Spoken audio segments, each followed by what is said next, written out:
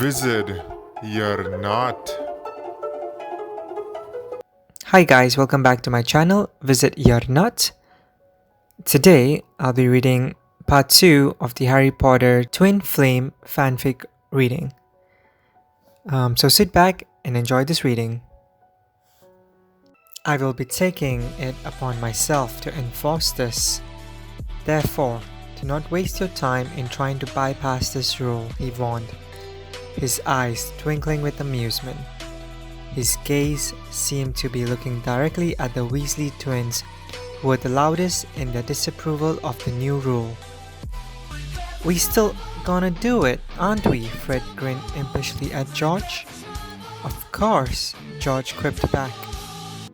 Despite her disapproval of the tournament, Hermione couldn't help but grin at the twins' antics. Though she would never admit it out loud, she rather looked forward to whatever tricks they had up their sleeves. Dumbledore wouldn't be fooled that easily though, that she knew for sure. Before she could get lost in her thoughts, the doors to the Great Hall slammed open. In limped a small man with wispy hair and a heavily scarred face. His cane thumped loudly against the floors as the students watched the man enter in silence. The feature that stood out most about the man, of course, was his eyes, especially his one electric blue eye that whirled around ceaselessly, inspecting nearly every inch and corner of the Great Hall. It was unsettling. Hermione couldn't help but stare as the eye darted about, her mind suddenly whirling with theories behind the magic of the eye. "Is that?" Ron question died on his lips as he stared at the man. "Mad-Eye Moody," Hermione heard Fred grasp in recognition. "What is he doing here?" Harry asked, bewildered. He found the answer to his question soon enough. "Students?" Dumbledore's deep voice broke through the silence. "May I introduce your new Defense Against the Dark Arts professor, Professor Moody." The trio looked at each other from across the table. Just how many surprises were they in for?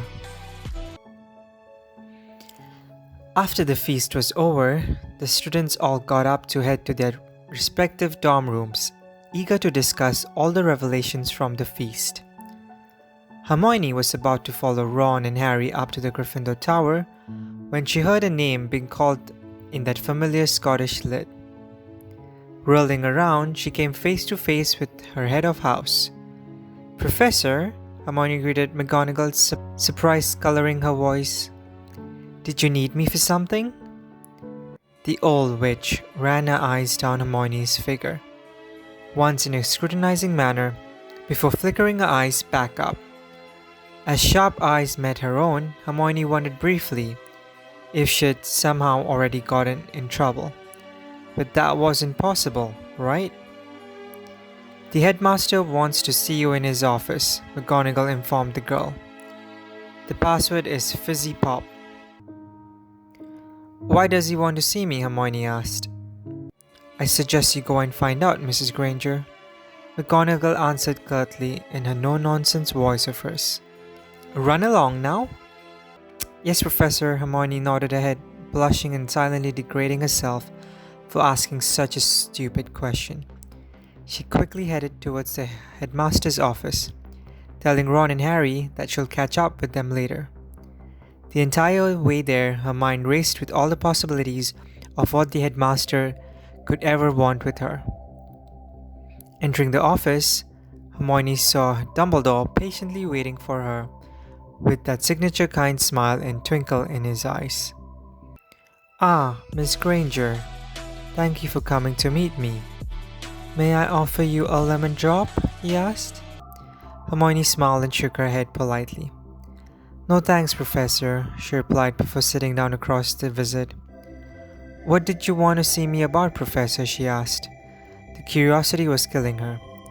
Her apprehension must have been noticeable, because Dumbledore was quick to reassure her. "Relax, Miss Granger. You've done nothing wrong." "The opposite, in fact," he grinned knowingly. Hermione quirked an eyebrow. Dumbledore always loved his riddles. It seemed she wouldn't be getting a clear answer this time either.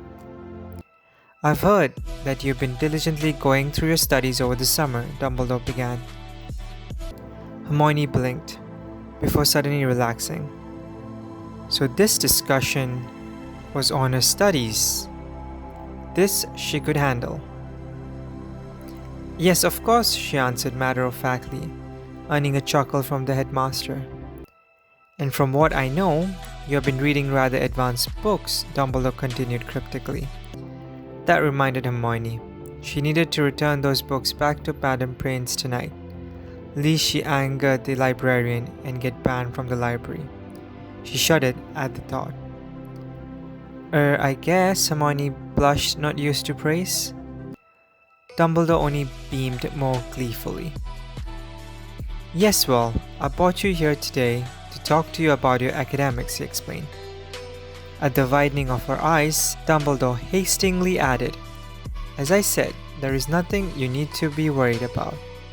You are doing fine in all of your classes." Visibly deflating, Hermione wondered where this conversation was going.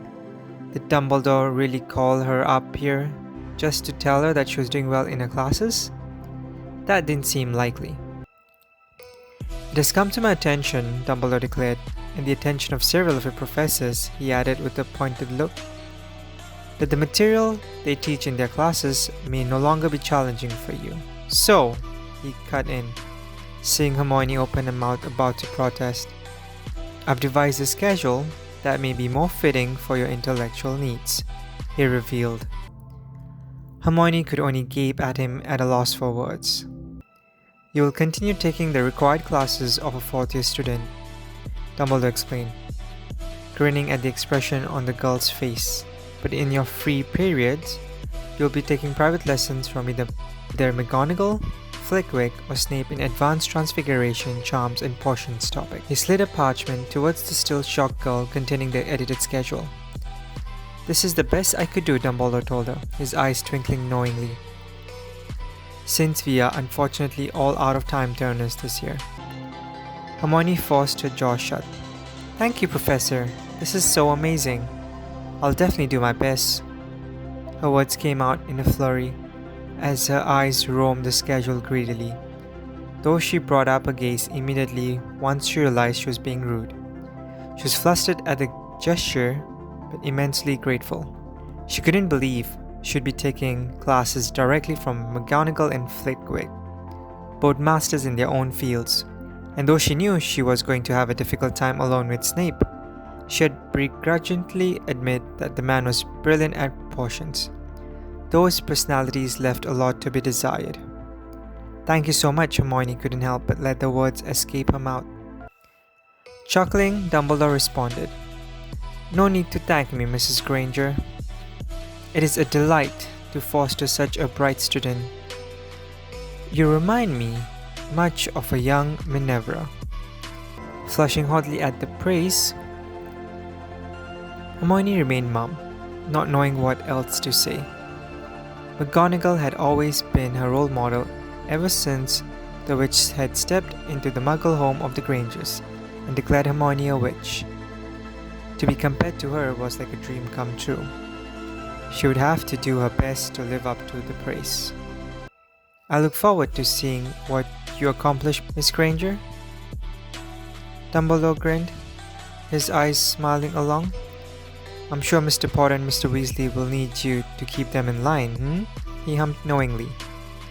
"Now run along. We don't want you to be caught roaming in the halls after curfew now, do we?" Thanking the headmaster once more, Hermione rushed to the Gryffindor Tower, her heart light with excitement and schedule gripped tightly in her hand. She all of a sudden couldn't wait for classes to start. Determined to do her best in her private lessons, Hermione promised to show what it really meant to be the brightest witch of her age. I hope you guys enjoy this reading of the fanfic Twin Flames. I'll be stopping this fanfic in this chapter. Next time I might continue with a new fanfic or a different story. So if you guys have any ideas, you can send it to my email. It can be found in the description link. And I hope you guys enjoyed this video as well. So like, share, and subscribe, guys, and I'll see you all next time. Bye!